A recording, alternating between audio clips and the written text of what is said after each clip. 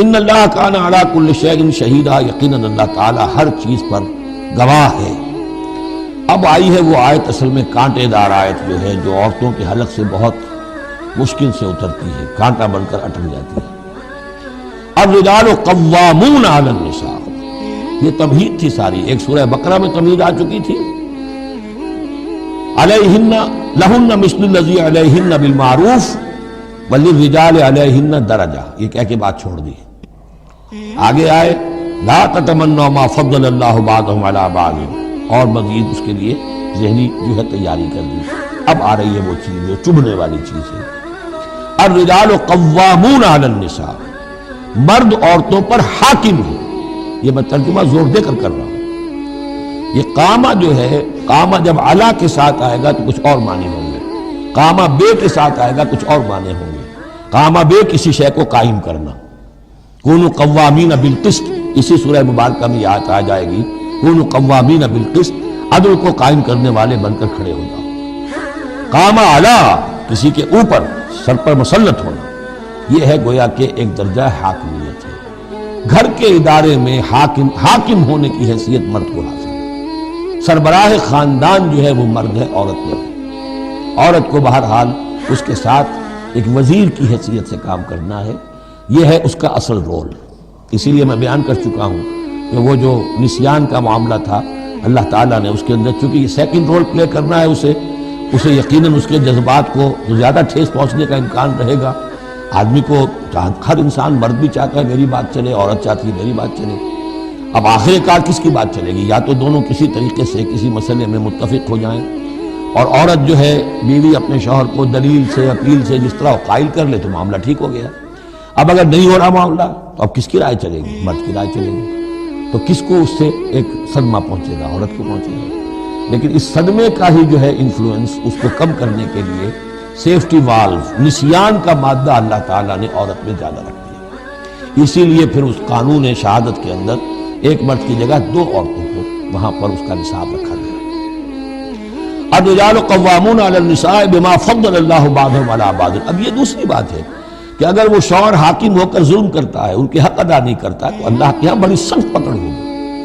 یہ تو دوسری بات ہے بالکل۔ لیکن یہ کہ جو قانون ہے اسلام کا وہ یہی ہے کہ یہ اختیار دیا گیا، اب آپ اس اختیار کا غلط استعمال کر رہے ہیں، آپ اس کو ظلم کا ذریعہ بنا رہے ہیں، تو اس کی سزا اللہ تعالیٰ کے ہاں آپ کو مل جائے گی۔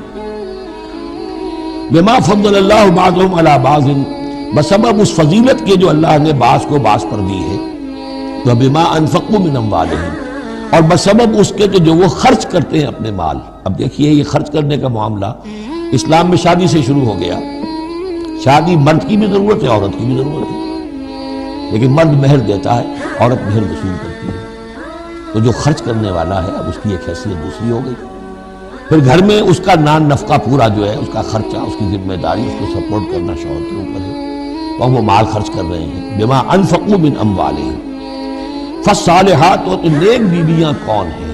جو کہ ایک یوں سمجھیے قرآن کے نزدیک ایک عورت کا جو اچھا کردار ہونا چاہیے، ایک خاتون خانہ کی جو بہترین روش ہونی چاہیے، وہ یہاں تین الفاظ میں آئی ہے۔ فالصالحات، نیک بیویاں، قانتات، ایک تو فرما بردار ہوتی ہیں، شوہروں کی فرما بردار، حافظات للغیب، غیب میں حفاظت کرنے والیاں۔ یعنی ظاہر بات ہے کہ مال ہے کسی کا تو گھر میں ہے، وہ تو کام پہ چلا گیا ہے، اب وہ کس کی حفاظت میں ہے؟ بیوی کی حفاظت میں ہے۔ اسی طرح اب بیوی کی جو عصمت ہے وہ در حقیقت مرد کی عزت ہے، اب وہ اس کی عزت کی حفاظت کرے اس کی غیر موجودگی میں۔ اسی طرح مرد کے راز ہوتے ہیں، سب سے زیادہ بڑھ کر جو ہے رازدان وہ تو بیوی ہوتی ہے۔ تو تین اعتبارات سے حافظات للغیب، حافظات للغیب، غیب میں حفاظت کرنے والی ہیں۔ حفاظت کرنے والی ہیں شوہر کے مال کی، شوہر کے رازوں کی، اور شوہر کی عزت کی۔ بما حفظ اللہ، اللہ کی حفاظت سے، حفاظت ہے تو اللہ کی، لیکن جیسے رازق اللہ ہے لیکن کام تو انسان کو کرنا پڑتا ہے، رزق کمانا پڑتا ہے۔ واللاتی تخافون نشوزہن، اور وہ خواتین کے جن کے بارے میں تمہیں اندیشہ ہو جائے ان کے اندر سرکشی کا، ضد ہے، ہٹ دھرمی ہے، بات نہیں مان رہی ہے، اپنی بات منوانی ہے، کسی نہ کسی طریقے سے گھر کی فضا خراب کی ہوئی ہے، یہ ہے نشوز۔ ذہناً تسلیم نہ کرنا کہ میری حیثیت جو ہے وہ بہرحال شوہر کے تابع دار کی ہے. اس کو اگر تسلیم نہیں کریں گے تو ظاہر بات ہے فرکشن ہوگی، اور فرکشن جو ہے اس کے نتیجے کے اندر وہ گھر کے اندر جو ہے وہ ایک فساد پیدا ہوگا. واللاتی تخافون نشوزہن فعظوہن، تو ان کو پہلے تو نصیحت کرو. واہجروہن فی المضاجع، دوسرے تنبیہ کے طور پر ان سے تعلق اپنے بستر علیحدہ کر لو، اور ان کے ساتھ وہ تعلق ذل و شو جو ہے کچھ عرصے کے لیے بند کر دو. وَاضْرِبُوهُنَّ، اس پر بھی ٹھیک نہ ہو تو انہیں مارنے کی بھی اجازت ہے. اس میں حضور نے جو روکا ہے وہ یہ ہے کہ چہرے پر نہ مارا جائے، اور کوئی ایسی مار نہ ہو جس کا مستقل نشان جسم پر پڑے. اب یہ چیزیں اللہ کا کلام ہے، اس کے اندر جو ہے کوئی ہمارے لیے کوئی جھجک نہیں ہے. معاشرتی زندگی کو ٹھیک رکھنے کے لیے اس کی ضرورت پیش آئے تو وہ بھی کرنی ہوگی. فَإِنْ أَطَعْنَكُمْ، پھر اگر وہ تمہاری اطاعت کریں، فَلَا تَبْغُوا عَلَيْهِنَّ سَبِيلًا، تو اب ان پر خام خواہ کی زیادتی کرنا، پچھلے غصے نکالنا، بار بار جو ہے وہ اپنے غصے کا اظہار کرنا، یہ بھی ٹھیک نہیں ہے.